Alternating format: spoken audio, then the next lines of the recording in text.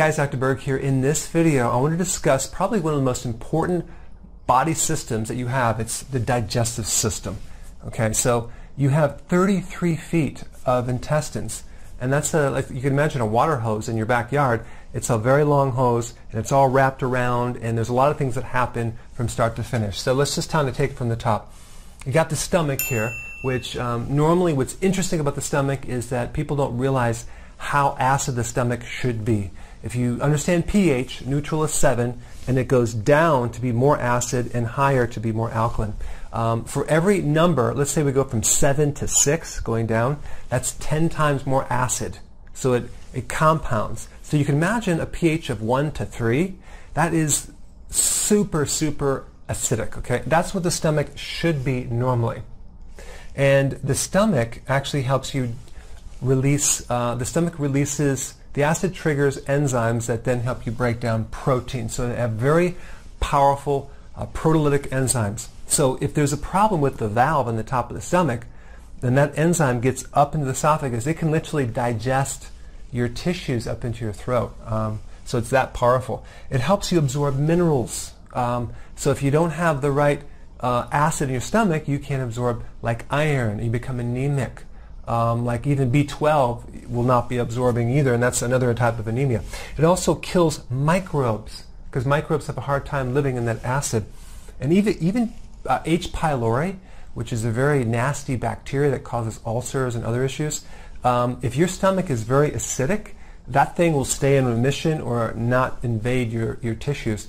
But if the stomach is not acid enough, it will not release these two other organs called the pancreas and the gallbladder. So what controls the pancreas and the gallbladder is really the pH of the stomach.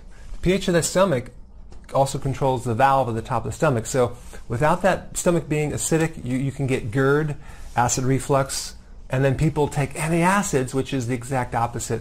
But what happens if you can't release the pancreas? Now we don't get the release of enzymes. So the pancreas has all these different enzymes for carbohydrates, proteins, fats, collagen, you name it, and it's constantly released depending on what you eat.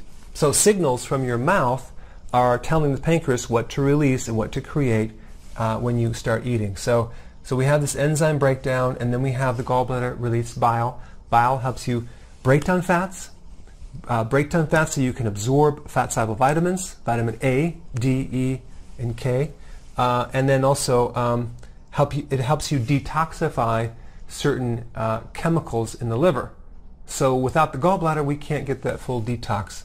But these two work together.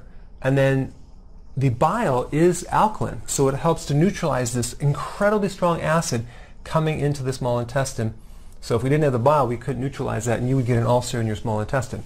And then we have the pancreas that also makes this other alkaline fluid called bicarbonate that helps neutralize the acid at this point too. So we go from a strong acid to a very alkaline fluid inside the small intestine. So the small intestine is alkaline. Okay, and it's so funny when people say, well, you need to be alkaline. Well, what part of the body are you talking about? Because your stomach better not be alkaline.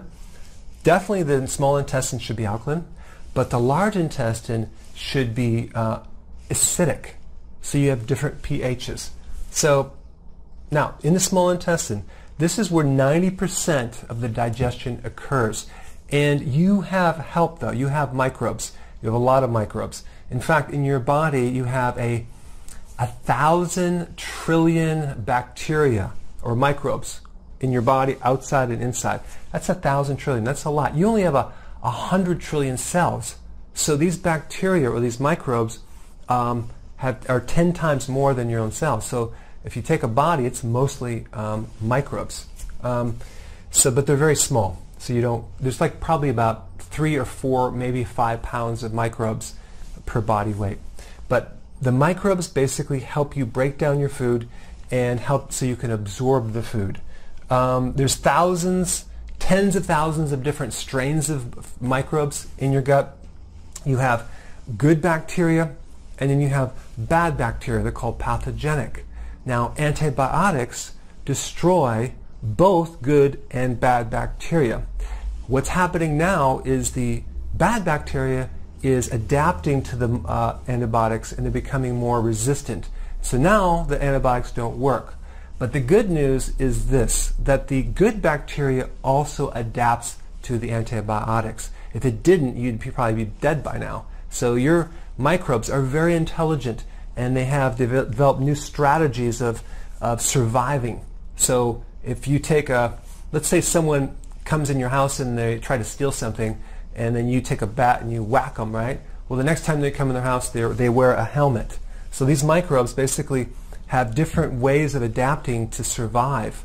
One of the interesting strategies some of these microbes pulled off is they basically can mimic and adapt to your vitamin D receptors. They mimic the vitamin D receptor. So when your vitamin D goes into the wrong receptor, it doesn't work anymore. So it's fascinating because you need vitamin D for the immune system. So there's all these different types of strategies they use. One type of microbe adapted without a cell wall so they can move into the joints, and then they can travel and they can do this and they can hide so your immune system can't detect them. Very intelligent, sneaky little guys, but thank goodness that our good bacteria also adapt. So we have 90% of the nutrition absorption occurs at this level. Another thing that's interesting about this is that you have something called the enteric nervous system. So you have the sympathetic, which is the flight or fight.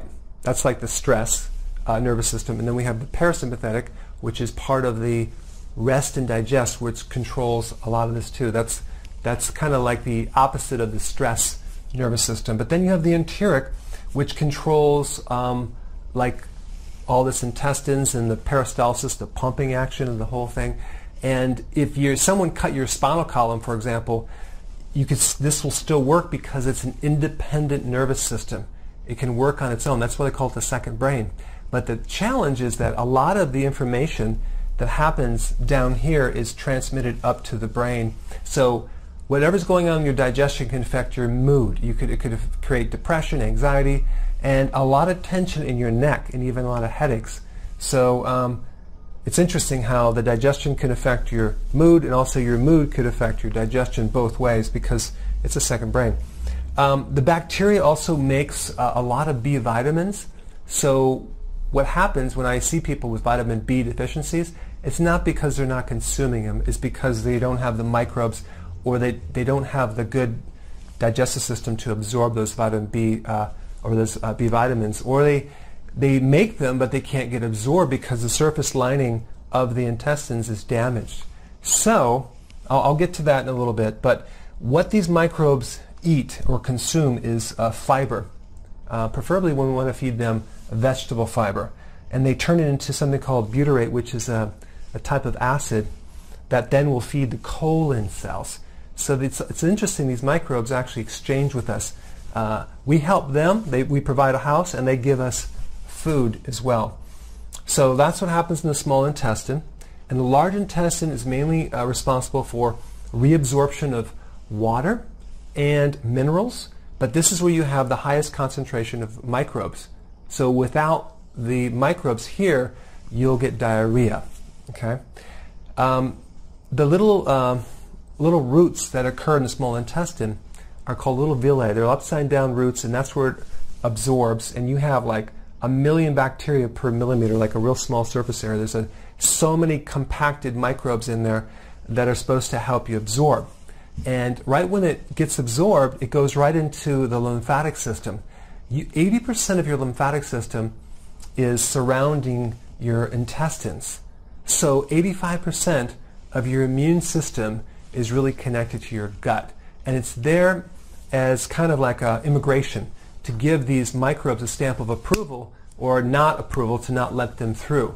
So there's a barrier there that resists microbes that are unfriendly.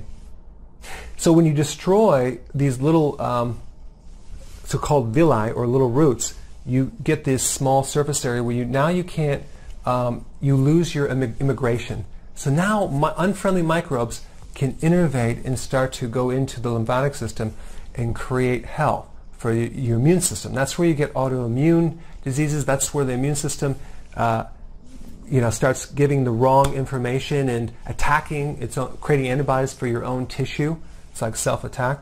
So you have a lot of inflammatory conditions that originate from this lining that you lose the structure. Okay, so there's a couple things that you can do. Number one, you have to build up the flora, and I think the best way is to take something called Effective Microbes. I'll put a link down there. I'm not affiliated, I don't get any commissions or anything, but I'll put a link down there of Effective Microbes and you can check it out. But Effective Microbes is a symbiotic group of microbes that basically all live on each other. So they kind of work together, and you want to take very, very, very small amounts starting out, because if you have too many unfriendly strains, you can create a war. So you want to take them right before you go to bed, and then they'll grow in your system over a period of time. So Effective Microbes are very important.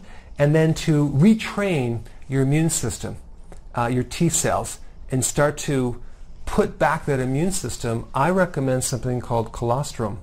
And again, I'll put a link down there below. I'm not affiliated with any companies, but this is a really good thing to improve your immune system, and it's really, really good for rheumatoid arthritis. It's good for inflammation. It's good for autoimmune. It's good for allergies. It's really good for sinus mucus. It's good for any type of inflammatory condition. But I will say, when you take this, start off taking very small amounts, maybe 1/4 of a teaspoon before bed. Why? Because if you don't have a good immune system, you're going to stir up a hornet's nest, and you're going to get more mucus that it's going to kick in there. So you always want to start off very small over a gradual period of time to start introducing these two things. So, and I also recommend L-glutamine too. Those three are really good to start building up the intestinal wall, and then over time you'll start getting your immune system back. Okay, so I hope that kind of gave you a summary of how this digestive system works.